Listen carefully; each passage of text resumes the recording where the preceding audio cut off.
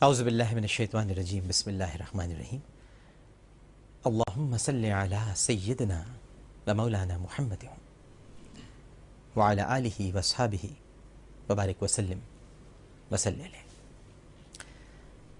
السلام علیکم ناظرین، پروگرام عالم اور عالم کے ساتھ عامر لیاقت حسین حاضر خدمت ہے۔ بہت دنوں کے بعد آپ سے گفتگو ہو رہی ہے۔ پروگرامز آپ دیکھتے رہے، ریکارڈڈ پروگرامز تھے، اور حج کی سعادت حاصل کرنے کے لیے میری روانگی ہوئی، اور اللہ کا فضل و کرم کے پروردگار نے ایک مرتبہ پھر اپنے کرم اور اپنی رحمت کی برکھا سے مجھ گنہگار کو پھر سے سیراب کیا۔ واپس آئے تو عجیب و غریب معاملات سامنے۔ قانون توہین رسالت صلی اللہ علیہ وآلہ وسلم پر انگلیاں اٹھانے والوں کے اس وقت ہاتھ تنے ہوئے ہیں۔ ناظرین کرام، محمد صلی اللہ علیہ وآلہ وسلم کہتے ہی قلوب میں محبت اور عقیدت کی ٹھنڈی آبشاریں روا دوا ہو جاتی ہیں۔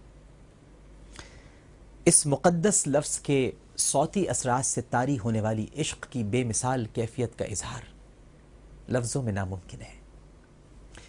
لبوں کا آپس میں ایسا مکرر اتصال ہے کہ نطق آگے بڑھ کر خود زبان کے بوسے لینے لگتی ہے، اور پھر اگر اس محمد صلی اللہ علیہ وآلہ وسلم جیسی عظیم المرتبت ہستی کی شان میں معاذ اللہ کوئی گستاخی کرے تو اس نور کو بشری لباس پہنانے والے خالق کے غیظ و غضب کا عالم کیا ہوگا؟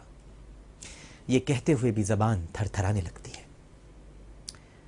ترکھان کے بیٹے غازی علم دین شہید نے جب اپنے والد سے یہ سوال کیا تھا کہ جو شخص ہمارے نبی صلی اللہ علیہ وآلہ وسلم کی شان میں گستاخی کرے زندہ رہ سکتا ہے، تو ہرگز نہیں جیسا مختصر جواب دینے والے طالع مند نے اس وقت یہ نہ سوچا تھا کہ اس کا بیٹا علم دین اسے ہدایت اور حکم سمجھ کر اس بدذات اور نابکار راجپال کو اس طرح واصل جہنم کرے گا کہ تکبیر بلب شیر، یعنی شیر ہی تو ہے اسد اللہ، وہ حملہ آور کے روپ میں خنجر نما چھرا اس وقت تک رنگیلا رسول معاذ اللہ کہ ناشر کے کلیجے میں اتارتا رہے گا جب تک کہ آتش جہنم اس کی آخری سانس کو بھی نہ جلا دے، اور گرفتاری کے بعد یہ تاریخی جملہ کہے گا کہ اللہ کا شکر کہ جس نے مجھے یہ سعادت بخشی۔ علم دین کی شہادت پر کی محمد سے وفا تو نے تو ہم تیرے ہیں، جیسے الہامی مصرے کے خالق علامہ محمد اقبال، جنہوں نے سر کہلانے پر کبھی فخر محسوس نہیں کیا، ان کا یہ جملہ مدرسہ عشاق کی لوح بن چکا ہے کہ یہ جوان ہم سب پڑھے لکھوں پر بازی لے گیا۔ ایک بات اور کہنا چاہوں گا، روشن خیال، اعتدال پسند، متجددین اور این جی اوز کی غلامی کرنے والے بعض رہنماؤں سے آپ دن رات ایک بات بہت کہتے ہیں، بلکہ کہتے نہیں تھکتے۔ کیا خوبصورت بات کہتے ہیں آپ، اچھا لطیفہ سناتے ہیں آپ۔ فرماتے ہیں کہ ہم پاکستان کو علامہ اقبال اور قائد اعظم کے خوابوں کی تعبیر بنائیں گے۔ چلے میں آپ کو بتا دیتا ہوں، لطیفہ آپ سناتے ہیں، تشریح میں کر دیتا ہوں۔ علامہ اقبال اور قائد اعظم کے خواب کیا ہیں، ذرا سن لیجئے۔ قائد اعظم محمد علی جناح توہین رسالت کرنے والے راجپال کو قتل کرنے والے علم دین کے وکیل ہیں، اور علامہ اقبال اس علم دین کے جنازے میں شریک ہوتے ہیں۔ یہ ہے قائد اعظم اور علامہ اقبال کے خوابوں کی تعبیر، کہ جو گستاخان رسول کو قتل کرے قائد اعظم اس کی وکالت فرماتے ہیں، اور جو اس شہید کے جنازے میں شرکت کرے انہیں علامہ اقبال کہا جاتا ہے۔ یہ ہے قائد اعظم اور علامہ اقبال کا پاکستان۔ پتہ نہیں آپ نے قائد اعظم اور علامہ اقبال کو کس روپ میں دیکھا ہے، ہم نے تو تاریخ میں انہیں اسی روپ میں دیکھا ہے۔ ہم سے کہا جاتا ہے کہ ہم تنگ نظر اور محدود سوچ و فکر کے مالک اور دائی ہیں، اور ہماری ہی صفوں میں موجود عبداللہ ابن ابی یا ابن سبا جیسے منافقین اور گستاخوں کو روشن خیالی اور اعتدال پسندی کے یہ بین الاقوامی چیمپئن اعزازات اور خطابات سے نوازتے ہوئے اتنا بھی نہیں سوچتے کہ یہ خود کتنے محدود ہو چکے ہیں۔ ان کا سفر تو شروع ہونے سے پہلے ہی ختم ہو جاتا ہے۔ صبح شام ہمیں ٹالرنس کا پارٹ پڑھانے والے آج تک اس بات کا جواب تو دے نہیں سکے کہ ہم مسلمانوں میں جب یوسف، یعقوب، ابراہیم، اسحاق، ایوب، موسیٰ، شعیب اور زکریا جیسے بابرکت اور عظیم نام فخر اور شوق سے رکھے جاتے ہیں، تو پھر آپ کے ہاں محمد کسی کا نام کیوں نہیں رکھا جاتا؟ ایسی جلن، اتنی حسد، غضب کا بغض اور قیامت کا اناد، اللہ اللہ۔ ہم تو ان تمام انبیاء پر ایمان لا چکے ہیں جن کو آپ مانتے ہیں، جن کو تعصب کی بنا پر نہیں مانتے، جیسے یہودی حضرت عیسیٰ علیہ السلام کو، مگر ایک محمد دشمنی کیا کیا قیامت ڈھا گئی کہ آج تلک آپ کے ہاں کسی بچے کا مقدر یہ مقدس نام نہ بن سکا۔ برداشت کی ضرورت تو آپ کو ہے، ہمیں نہیں۔ کینہ پرور آپ ہیں، ہم نہیں۔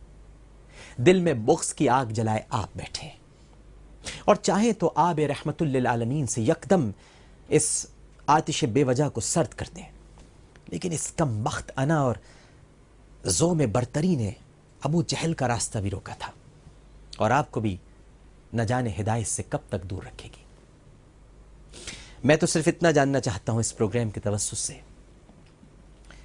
کہ برٹش نائٹ ہوڈ کا اعزاز پانے والے ان 20 افراد کی فہرست میں ادب کی خدمت کرنے والے اس مصنف کا نام، ڈین براؤن کا نام کیوں نہیں، جس نے ڈاونچی کوڈ جیسی کتاب لکھ کر یسوع مسیح اور پاکیزہ بی بی مریم علیہم السلام کی توہین کی، سیدنا عیسیٰ علیہ السلام کے عقد اور ان کی نسل نعوذ باللہ اس کی کھوج میں صفحے کالے کرنے والا جیمز گورڈن اس اعزاز سے کیوں محروم ہے؟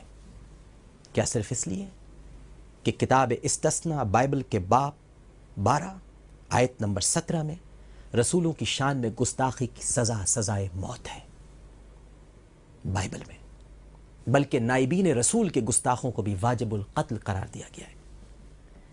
پھر آپ یہ کیوں بھول گئے کہ وہاں رسول نہیں، رسولوں کا ذکر ہے؟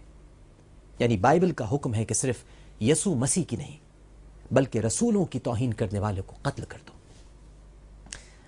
اب آپ ہی بتلائیے، جسے آپ سر کہتے ہیں، سلمان رشدی، شیطان رشدی، اس کا سر کاٹنے کو تو پال، لوکس، پیٹر اور بارنباس اصرار کر رہے ہیں، لیکن ادب کے نام پر اس بے ادبی، اس پر یسوع مسیح کو کیا جواب دیں گے؟ یہ آپ سوچ لیجئے گا۔ میں یہ بھی کہنا چاہوں گا ناظرین، اور بہت ذمہ داری سے کہنا چاہوں گا، مجھے پتا ہے کہ میں جو بات کہنے جا رہا ہوں اس پر بہت سوں کو اعتراض ہوگا، لیکن ہمیں یہ دیکھنا ہوگا کہ قانون توہین رسالت کو ختم کرانے کے پیچھے بینیفیشری کون ہے؟ جس کو فائدہ پہنچ رہا ہے اس کی طرف کسی کی توجہ نہیں جا رہی۔ معذرت چاہوں گا، علماء کی بھی نہیں جا رہی۔ علماء جذباتی ہو گئے، میں جذباتی نہیں ہوتا اس معاملے میں عبد المطلب کی طرح مطمئن رہتا ہوں۔ مجھے اپنے اونٹوں کی فکر ہے، اس کی حفاظت کا ذمہ تو اللہ نے لیا ہوا ہے۔ اس کے حبیب کی شان میں کوئی گستاخی نہیں کر سکتا۔ پروردگار بدلہ لینے کے لیے موجود ہے، اور وہ اپنی شان کے مطابق بدلہ لیتا ہے۔ ابو لہب کا انجام، ابو جہل کا انجام، اور بڑے بڑے گستاخ ولید بن مغیرہ، عقبہ، شیبہ، ولید، یہ سب کے انجام ہمارے سامنے موجود ہے۔ ابو رافع، یہودی عورت اسامہ شاعرہ تھی۔ میں صرف اتنا جاننا چاہتا ہوں اور بتانا چاہتا ہوں کہ ہمارے علماء کو اس بینیفیشری کی طرف ذرا توجہ دینے کی ضرورت ہے۔ فائدہ کسے پہنچے گا اگر قانون توہین رسالت ختم ہو جاتا ہے؟